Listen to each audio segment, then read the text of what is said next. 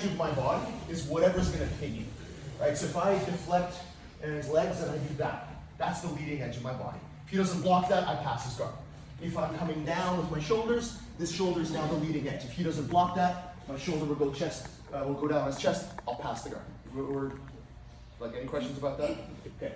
The leading edge is almost never the hip, which is why blocking the hip is kind of a silly thing to do for guard retention. It's not always like totally wrong, but it's rarely the best thing to do because I'm almost always going to put either my chest or my knee on you. So those are kind of the two most common ones.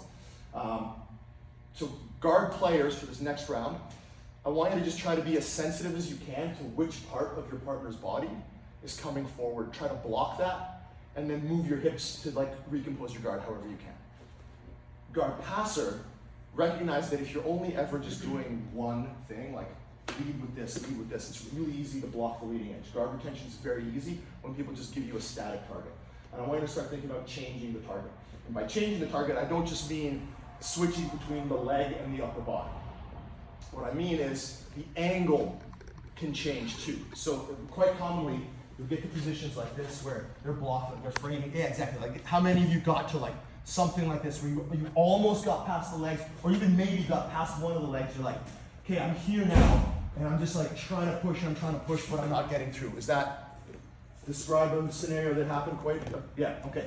If I just keep pushing statically with my chest, he's just gonna frame and nothing's gonna happen. If I slightly change the angle of my chest, and sometimes it's not perceptible when people do it, so I just like be more specific. Get like a lot closer if you can here, guys. Like crowd in. Okay. Right now, it's this that's framing me, right? Where people get confused is they think that this is a frame. We'll talk a little more detail about multi-point and single-point frames that are. But basically, if I start trying to push into this, it's not likely to work. If I start pushing into that, just that angle change can be really helpful. So if you just think about the four corners of your torso and changing the weight between those four corners in a way to like melt through people's frames.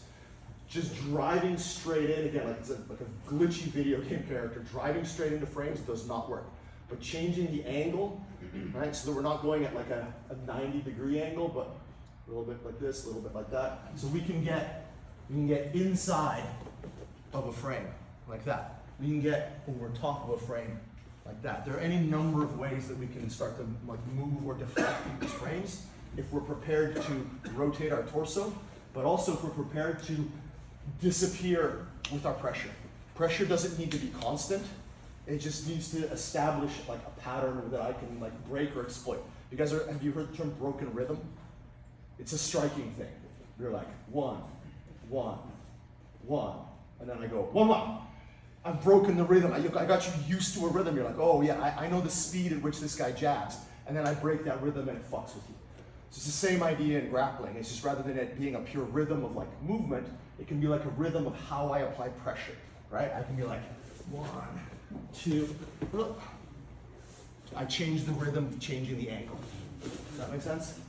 So that's what we're gonna try to do. You can do that with pressing into legs. Same thing, 1, 1, and then quicker, or slower but heavier. We're gonna try to change those angles of our leading edge, both by switching between our torso and our legs, up, down, up, down, up, down, and changing the angle of our shoulders. Bottom player is just gonna still try to do their best to frame and interfere with that. Any questions on that? Okay, one other thing. Holding both ankles is fine. Holding both shins is fine. Holding both knees is fine. But changing between the two will offer you more control. This is fairly unilateral. Here, if I want to start pushing his knees down, it's much easier. So for those of you that are like, how do I get the hips turned away from me? Which is one of our ultimate goals. If I can turn your hips away from you as the passer, I'm almost always, at least I'll be on a strong pass attempt. Whereas if your hips are always facing me, I gotta be really fucking good to break through that. So if I'm just like doing this, I'm trying to get your hips to turn, you notice like, not really happening right now, but as soon as I come up to here, now all of a sudden this gets a lot easier. So whether you want to get all the way outside your partner's legs, or you want to just try to put them into something like headquarters, like a base passing position, that's a much easier way of doing it than just always grabbing both ankles. If I want to spin him, it's the same thing. I can spin him usually a lot easier if I try to push down on his knee. Because now, if I just try to spin him with this, he can relax his legs a lot, and it's really hard for me to spin him. But as soon as I get to here, even if he relaxes his legs, it doesn't matter.